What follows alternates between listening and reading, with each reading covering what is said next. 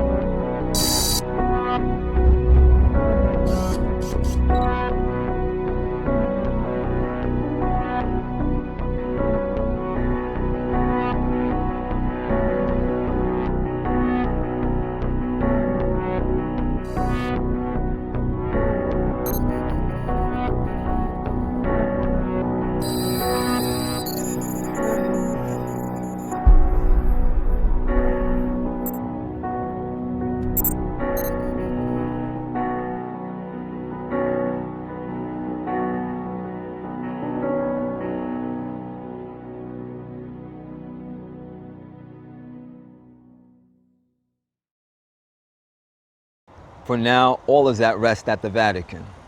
But in just a few short hours from now, all of that's going to drastically change.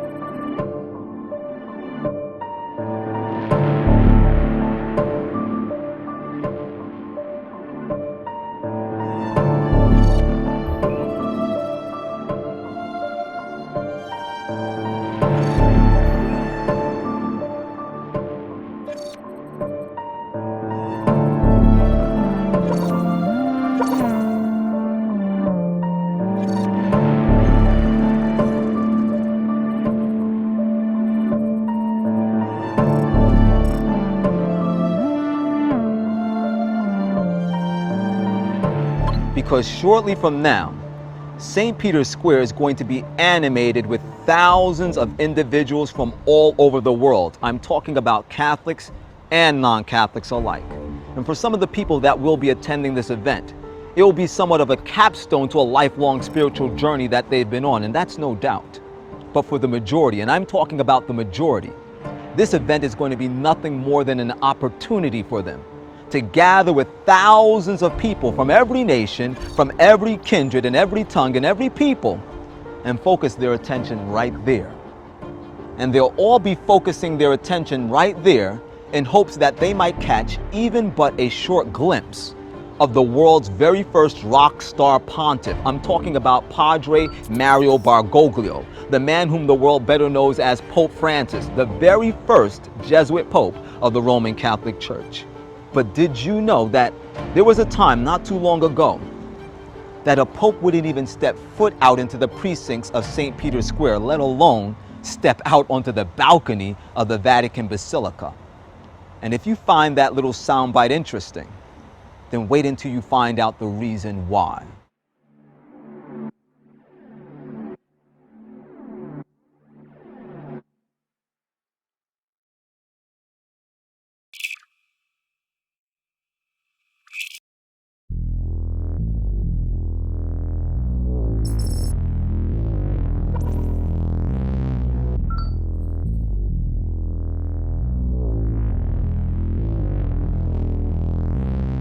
On February the 10th, 1798, Berthier, which was the general of the infamous Napoleon Bonaparte, he led the armies of France in an invasion against the city of Rome, where he captured Pope Pius VI and led him into exile in France, where he died in the year 1799. Now, on this occasion, the French powers declared that Rome was now a republic under the French Directory. And as you can imagine, that was a huge blow to the pride of the popes, because prior to that, the papal states, which made up the majority of the major states in Italy, where the papacy's claimed that the pope didn't just possess ecclesiastical authority, but he also possessed temporal power as well. In other words, the papacy was saying that the pope is the chief authority over both church and state. But when the French declared Rome to be a republic, although the papacy still retained its ecclesiastical power, a major deadly wound was inflicted on its ability to act as the head of civil affairs. And what's so interesting about this whole historical event is that 2,000 years even before it occurred, it was prophesied to take place in the Bible, in particular in the book of Revelation chapter 13 and verse 3, where the word of God tells us, "And I saw one of its heads as it were wounded to death, and his deadly wound was healed, and all the world wandered after the beast."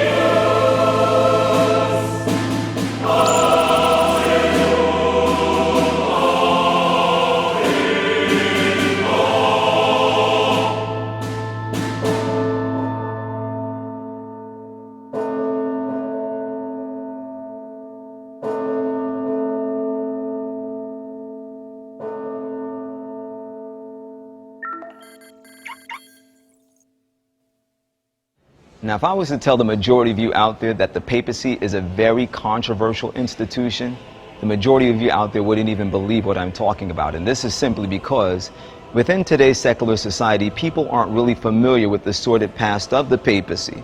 And then in recent days, they've done an extremely good job in putting a lot of time and effort into sculpting a new public image for themselves. But nonetheless, at heart, the papacy is an agency that detests the separation of church and state.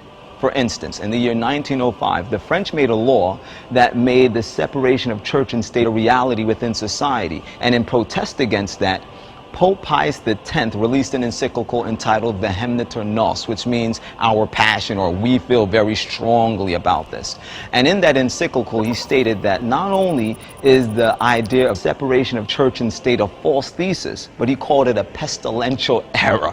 So Pope Pius X and his papacy felt very strongly against there not being a separation of church and state, and they were willing to protest against anybody trying to make it a reality. And he's not the only pope that tried to protest against this separation of church and state. Matter of fact, in the year 1870, the Italian troops once again went into the Papal States and they stripped the Pope of his authority over central Italy. And this infuriated the Pope so much so that their temporal power was once again rendered null and void, that for 59 years there wasn't a Pope that would leave the Vatican. I'm talking about from Pope Pius IX all the way through Pope Pius XI. They made themselves prisoners of the Vatican. They wouldn't even go out onto the balcony of the Vatican Basilica because the Vatican Basilica faces St. Peter's Square, and that was occupied by Italian troops. They refused to acknowledge the authority of the Italians over the papacy. But something was going to happen very shortly from then that would radically change the position of the papacy. And not only change the position of the papacy, but the event that was going to transpire was going to radically change the face of the entire world.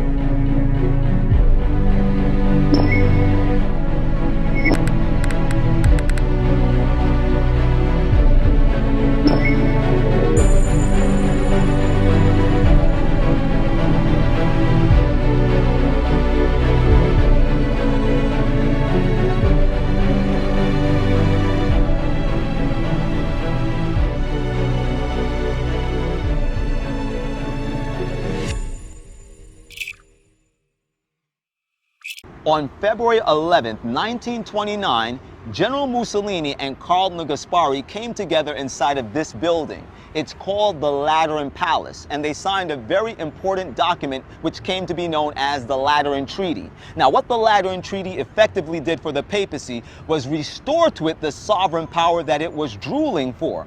It made the Vatican effectively a state within the state of Italy without any outside interference. And so from that point forward, the papacy has been growing in its political influence.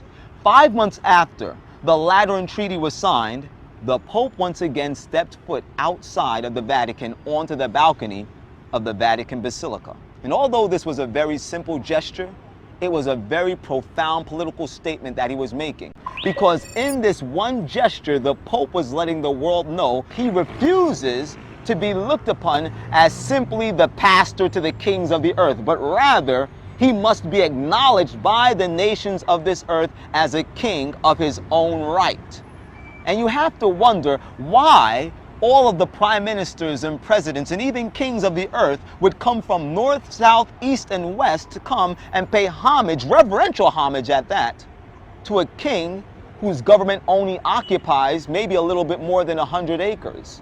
It's because the followers of the Roman Catholic Church make up more than 1/7 of our world's population. We're talking about over 1.2 billion Catholics that follow the Pope. Now that makes him more than a formidable political adversary or friend to have. That's why the leader of the free world would come and pay homage to a king that has a government that's not even bigger than a cattle ranch in Texas.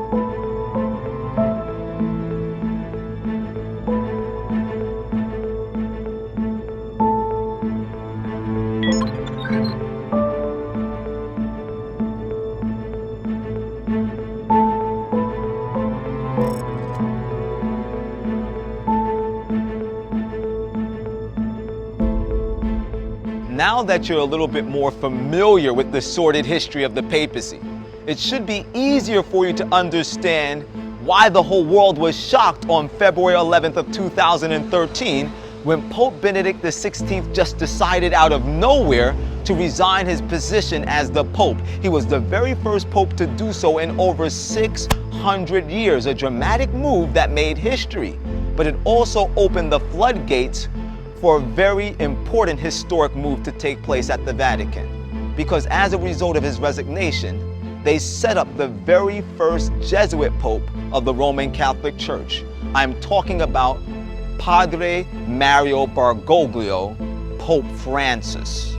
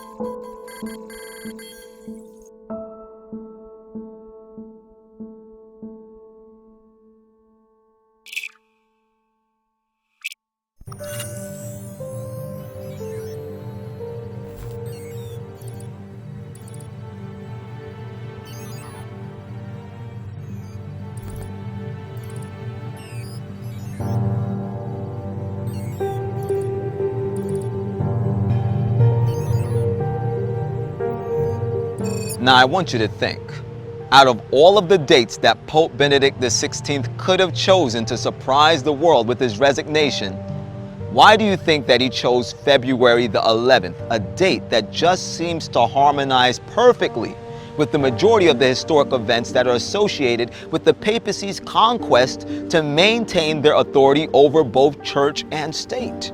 Now it could all be coincidence, or it could all be by design.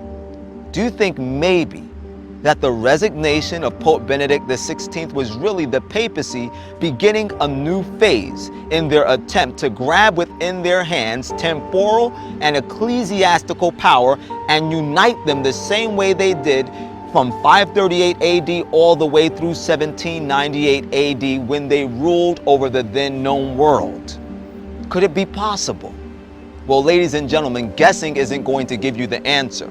You see, the Bible tells us in the book of John chapter 16 and verse 13, howbeit when he, the Spirit of truth, is come, he will guide you into all truth. For he shall not speak of himself, but whatsoever he hears, that shall he speak. And he will show you things to come. And I assure you, as we look at the Holy Scriptures that were inspired by that very same Spirit of truth, you will not only better understand what's going on now in the world and the papacy's role in global events, but you're going to see what's getting ready to happen in the very near future.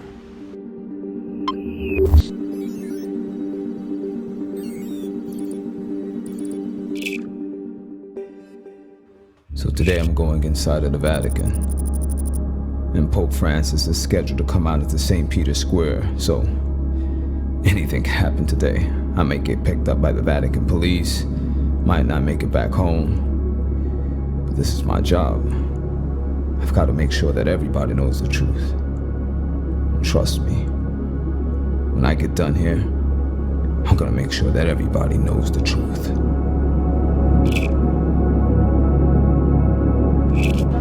And the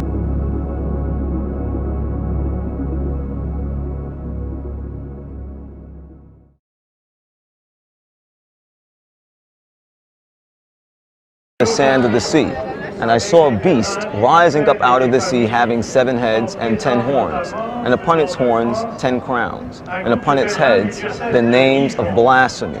Now, when you're looking in the book of Revelation, you have to understand that you're looking at many symbols. The Word of God tells us in Revelation chapter 1 and verse 1, the revelation of Jesus Christ, which God gave unto him to show to his servants the things that must shortly come to pass. And he sent and signified it by his angel to give unto his servant John. And that word signified means that the revelation that was committed unto John to give to us was placed into symbolic language. But no worry, the Bible actually decodes itself. And so when you're looking at a beast in Bible prophecy, it's not a literal beast. It stands as a symbol of something. In the book of Daniel, chapter 7, beginning at verse 2, we are told by Daniel the prophet, which is one of the most significant prophetic books in the Bible in connection with the book of Revelation. The Word of God tells us there that Daniel saw the 4 winds of the heavens striving upon the great sea. And he saw 4 great beasts coming up out of the sea, diverse one from another. Then the Word of God goes on to tell us in Daniel 7 and verse 17, these great beasts which are 4 kings which shall arise out of the earth. Then to make it even clearer, in Daniel 7 and verse 23, we are told, thus he said, the 4th beast shall be the 4th kingdom upon the earth. So a beast in Bible prophecy is symbolic of a kingdom. In more contemporary terms, we would say a political power or a state. Now, did you notice how the 4 prophetic beasts of Daniel chapter 7, which we've come to find out are really kingdoms or political powers, as well as that first prophetic beast of Revelation chapter 13, which is as well a kingdom and a political power, all of them are seen coming up out of the water, coming up out of the sea. It's evident that this water must be symbolic of something. And the Bible gives us a clear understanding of what water is a symbol of in Bible prophecy in the book of Revelation chapter 17 and verse 15. We are told there, the waters which thou sawest, where the whore sittest, are peoples, multitudes, nations, and tongues.